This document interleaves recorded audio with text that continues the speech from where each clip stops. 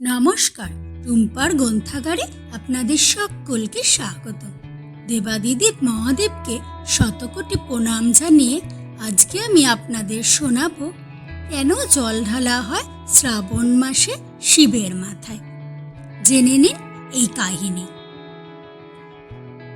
শ্রাবণ মাসের সোমবার শিব ভক্তদের কাছে অন্যতম গুরুত্বপূর্ণ দিন। এই দিন শিবলিঙ্গের মাথায় জল ঢেলে সবাই শিবের জলাভিষেক করান। কিন্তু জানেন কি কেন শিবের মাথায় জল ঢালা হয়, কেন করা হয় শিবের জলাভিষেক?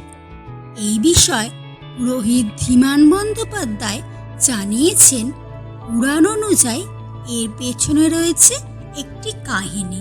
এর সঙ্গে জড়িত রয়েছে সমুদ্র মন্থন যোগ। সমুদ্র মন্থনের সময় বিষ পান করেন দেবাদিদেব মহাদেব। এই কাহিনী প্রায় সবার জানা। সমুদ্র মন্থনের বিষ পান করার পর দেবাদিদেব মহাদেবের গোটা শরীরে ভীষণ রকম প্রদাহ অনুভব করেছিলেন। সেই জ্বালা নিবারণে এগিয়ে আসেন দেবী পার্বতী। পাশাপাশি অন্য সমস্ত দেবদেবীরা শিবের মাথায় জল ঢেলে তার শরীরের প্রদাহ কমানোর চেষ্টা করেন। আর এই ঘটনাটি ঘটেছিল শ্রাবণ মাসে। আর এর থেকে শিবের ভক্তরা শিবের অভিষেক শুরু করেন এই মাসে। শ্রাবণ মাসে সোমবার শিবকে সন্তুষ্ট করতে তাই শিবলিঙ্গে জল ঢালা হয়। দেবাদিদেব মহাদেব খুব অল্পতেই সন্তুষ্ট।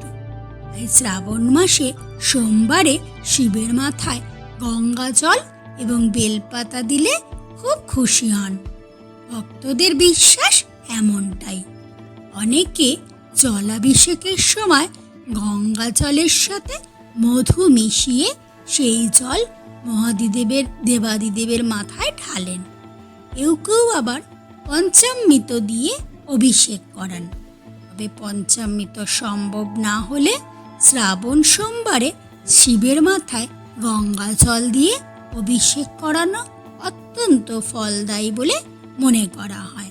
নমস্কার, আজ এখানেই এতটুকু বলে শেষ করলাম। পরের ভিডিওতে আবার এক নতুন কাহিনী নিয়ে আপনাদের সামনে হাজির।